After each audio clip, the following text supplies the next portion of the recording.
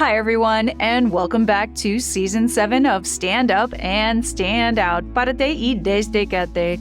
I'm your hostess with the mostest, Nikki Green. As a life and business resiliency expert, I thought we would share some stories of resilience this season. It's also the 1-year anniversary of Chameleon Mindset, my best-selling book, and we are giving away a bunch of great prizes and deep discounts on my coaching programs to celebrate. Be sure to check the show notes of each episode to learn more and follow me on social media. I hope you're enjoying Season 7, and I look forward to hearing your feedback and comments on the fascinating topics we're going to cover with each guest. Hello, and welcome back to Season 7 of Stand Up and Stand Out. Párate y desdécate. Today we have the wonderful, the amazing, the impressive Dr. Norma Hollis here. Hi, how are you doing today? Hello, Nikki. So good to be here with you. Thank you for having me as your guest. Dr. Norma Hollis is a change agent. You know, we love change here. Who impacts the world in multiple ways. She writes programs for human development around the theme of authenticity and turns them into training processes to deepen self-awareness and expand consciousness. Her programs are based on 30 years of research in human nature from personal, professional, and lifestyle perspectives. Norma and her programs offer a fresh approach to life, living, business, and leadership for individuals and organizations they lead. We met, what was it, about a year and a half ago now? It's been a while. Yeah, just about a year. It was in August, a year and a half ago, 22, yeah.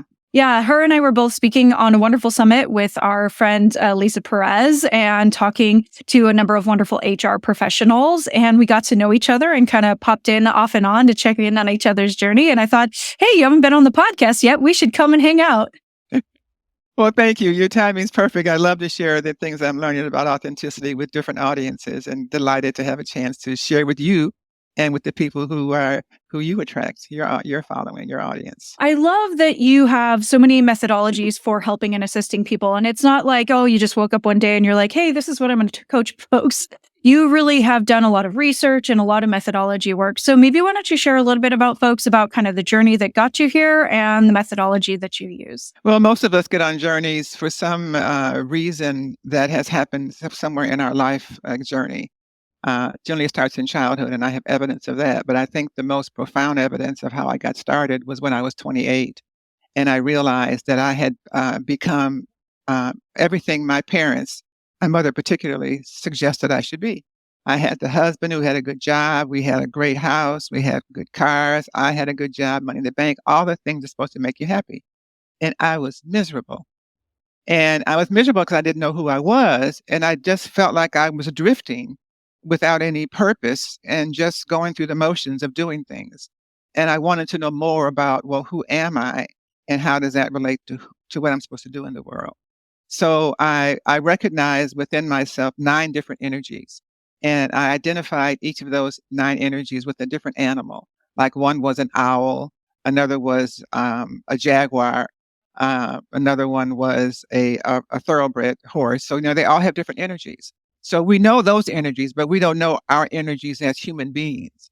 So what I did is once I got those 9 animals, I was able to organize them in such a way that I wrote down and still don't understand. A lot of it was intuitive. A lot of it involved numerology or astrology. I just was researching a whole bunch of things about life and what makes life work.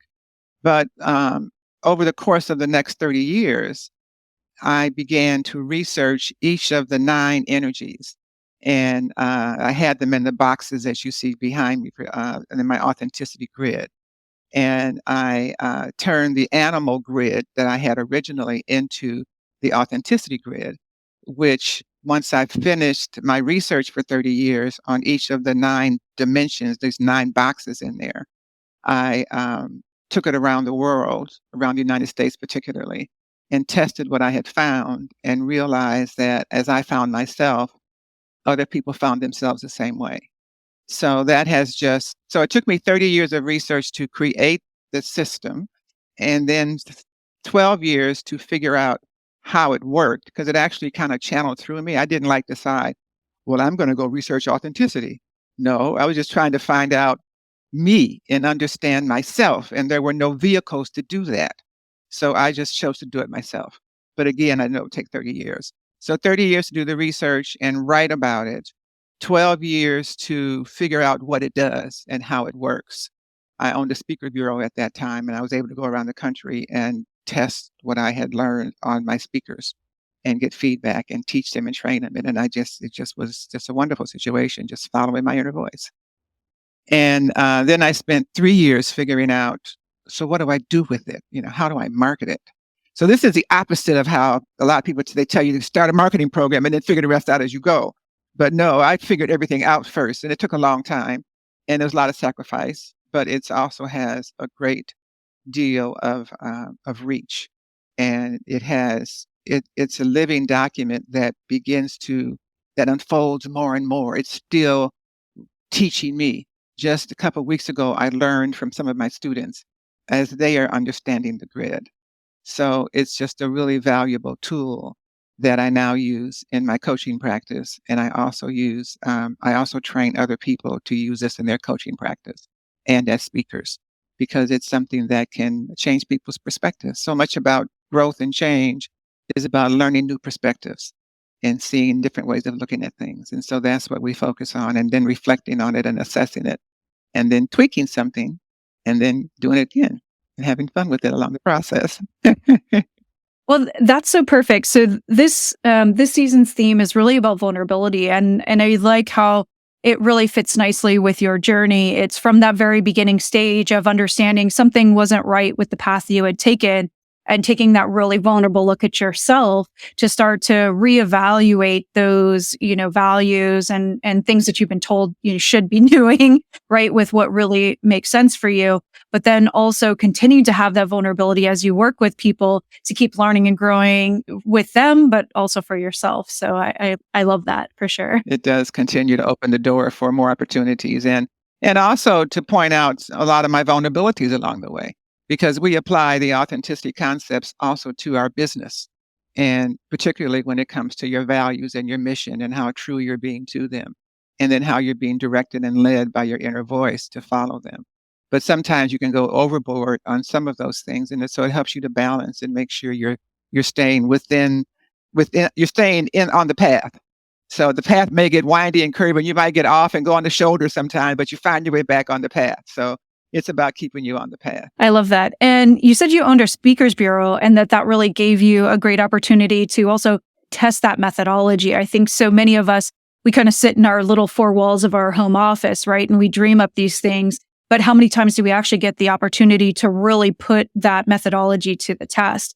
And it sounds like you had some really great adventures of learning, the plus and minus and how to evolve it from the animals to the grid you have now. Yeah, it's been a complete evolutionary process, because we started this before internet had even started.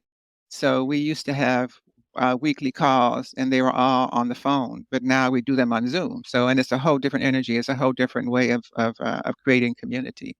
So it's learned a lot of things, and it's just what I find so beautiful about the journey of listening to your inner voice is that I have this robust program on authenticity at a time when authenticity is the number one word of the society this year. So that's what listening can do for you. So you just have to be ready when that happens, so that you can put everything in action. I'm really busy putting things in action right now, and I just sometimes blown away at the alignment of the work that I've been doing by listening to my voice and where society is at this time. I love talking about that. That's real. That's authenticity. And that's great. I mean, that's another vulnerability point is when you're ahead of the curve, when you're especially talking about topics like this, which, until recently really haven't been kind of on the forefront, it took some level of vulnerability to be kind of putting yourself out there with the methodology and the thoughts that you were having. But now you're able to really just flourish with it and kind of take things to the next level, which is so wonderful that you're like, no, I thought about this and this is how it's going to best help you. So maybe talk a little bit about that, about sharing kind of where you're at in this next chapter of your journey and how you're helping to kind of scale this to help more people to learn about the authenticity grid and the methodology. Yeah, I am at a very interesting crossroads for myself, because I spent those 44 years preparing and developing the grid, testing it, writing programs on it. I have written 13 programs and a number of books, and just exhausted. Everything came out of me and through me into this process, and we now call that program the Authenticize program. Authenticize. And so I am in the process now of passing the torch to someone else to run it for me. So I have done everything. I'm the creative one. I'm not the one that wants to be there running the day to day, making sure the sales are made, making sure everybody is called back. And just that does not excite me at all. But it needs to be done. So what I'm doing is making the transition of sharing my baby with some others that I trust. So and looking forward to that. And I've already taught people to teach my programs. I have a small team of instructors, and we're working on getting accreditation for different industries so that we can really share the assessment and the process in multiple ways. And so what I'm going to be doing is getting back on my journey to share certain types of wisdom. So my first career was in early childhood. I directed Head Start program, which is a low-income preschool program. I wrote programs for children's spirituality and spoke at some conferences in that area. And I started an early intervention program for preschool children that we did in 3 cities in 2 states. This was back in my 20s, in my first decade of being in the workforce.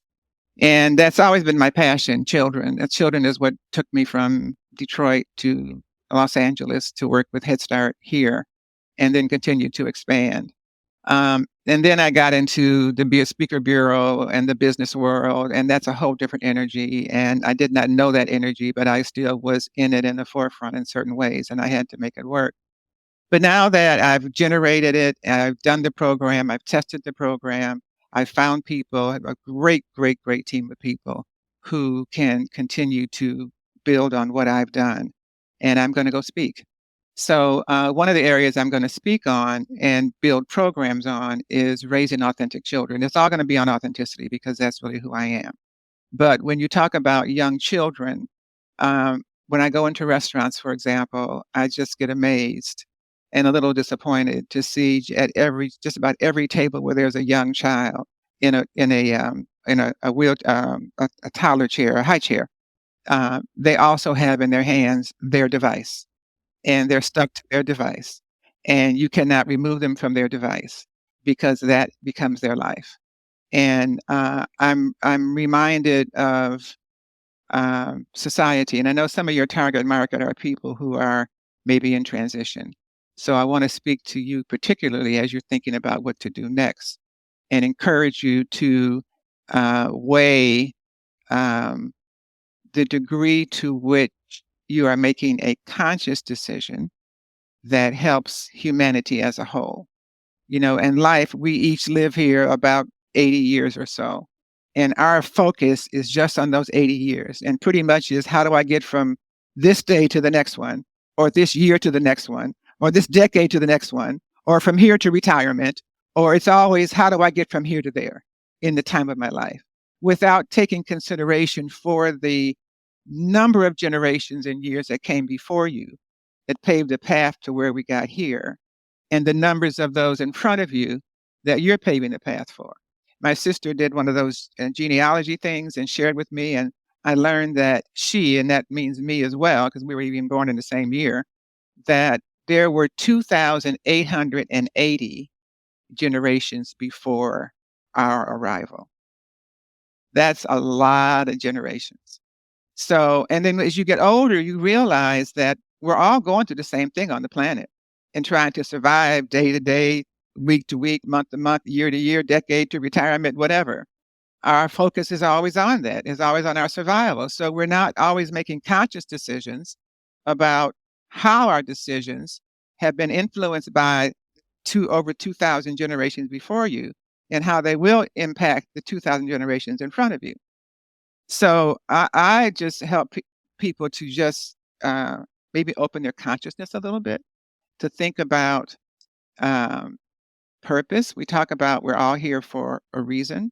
And in my work from early childhood to speakers, I've seen what happens to happy-go-lucky children in the preschool years to becoming depressed adults who can't wait to take the stage to tell their story about how difficult life has been. But they started off as those happy-go-lucky preschoolers. So what happened in between? So that's a lot of what I've looked at in the world and what I help people bridge the gap on.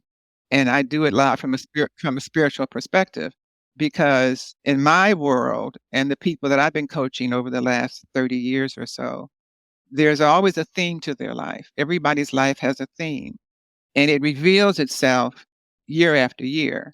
But when you stay focused on your 80 years or what your problem is today to get to tomorrow, then you don't generally remember about the bigger picture of why you're here and the consciousness you can bring to the world to link the 2,000 years of your past to the 2,000 years of your future, because you're the link for that. And a lot of your decisions that you make right now, here in your now, in your 80-year period or so, impact that. So I would encourage you to just give that some thought. And I ask you if you're listening to how the universe speaks to you, because the universe speaks to all of us all the time, every day, just about. But the question is, are you listening to it? Do you know how to hear it? Do you know how to communicate with it? Do you know how to trust it? And then do you know how to follow it? Because when you do that, it's just amazing how life unfolds for you, sometimes not as you expected. And I'll give you my own personal example. I've been working on my program now for 44 years, as I mentioned, or maybe more than that. And it has been quite a sacrifice in a number of ways, because it has been clearly my understanding of my purpose and how I've learned who I am and how I help people understand that. So it's got a lot of value, that I didn't really realize. But I realized it recently when I made this decision that I did not want to run it anymore. And I got someone to help me find an investor. And I found an investor in the first 30 days who offered me $3 million to purchase part of my business. But he had a caveat that, or I should say, it was a group, that there were certain things I could not speak about. And there are certain things that I cannot not speak about. And those were the things that were on their list. So I had to tell them no. And it was a time when I really needed the income. It would have made a huge difference in my company. It would have reduced a lot of stress, the financial stress that goes with running a business, especially when you're not sure what you're doing and where it's going, and you just listen to the voice to tell you when you go out in blind faith. But that's what I did. But I did not go through the nervous anxiety that I often go through, especially when I looked at the balance of my bank account. And I just kept on with faith and looked up, and a couple of weeks later, if it was even 2 weeks, I had a beautiful deal on the table that is doable, that doesn't put a zip clause, doesn't give me 3 million, but gives me enough to do what I need to do. And not only that, the people to do it that I need to do it with. So sometimes you don't know how your blessings are coming. But if you know you're listening to what's aligned with what you're here to do, and you're conscious of the fact that what and how you do it impacts your acknowledgement and appreciation of those that came before you, and your preparation for those that are coming after you, and what a difference that would make, then life is not difficult. You're in partnership with the universe, and the universe will guide you to where you're going to be. So beautifully said. And I think it's a quote that kind of resonates with me that I heard someone say once, is that we are the ancestors for the next generation. And so thinking of that constantly, it's not just about like your individual children or grandchildren or, the people that came before you, but really collectively as a society, like what we're building and what we're creating. And I think that's where so many of us, when you just stay in that hectic, busy lifestyle where you are always kind of heads down, not really connecting with people, just kind of connecting with devices and technology. And we're forgetting, like, what are we actually doing this for? And that there's a bigger reason than the money. The money, sure, it takes care of a roof over our head and, food on the table, but really making sure that we're doing something that aligns with our values and always thinking of that bigger purpose, and that the right thing that aligns with you will come along, and just being patient and really waiting for that. And that goes back to authenticity. It's not doing business, not doing relationships that don't align with who you want to be and the legacy you want to leave for the next generation. So I just love your story. I love all the work that you do. And I'm very excited for you to get back to start working with young people, because I know so many of them right now are really struggling to find those right mentors for them to allow them to get back to a place of authenticity where they can relate to their feelings and sentiments and be the next generation of exciting who knows what that they want to be, right? Because they have it even tougher, because this is a world that's on the second or third generation of internet. And you know how internet is so impactful with young people. They can all be sitting next to each other, but talking on the phone, on their texting, rather than talking to each other. And I just heard recently that that speaking out loud and public speaking is even more fearful for the younger that they are. So they're not getting any experience with it. They're just doing it phone. And then you got AI coming in, which is taking a lot of the thinking that we used to do. We used to have to remember phone numbers and addresses and how to get somewhere. We don't even have to know that anymore, even the street name. We just turn right up here. And so we follow the instructions, and it's taken away our ability to think.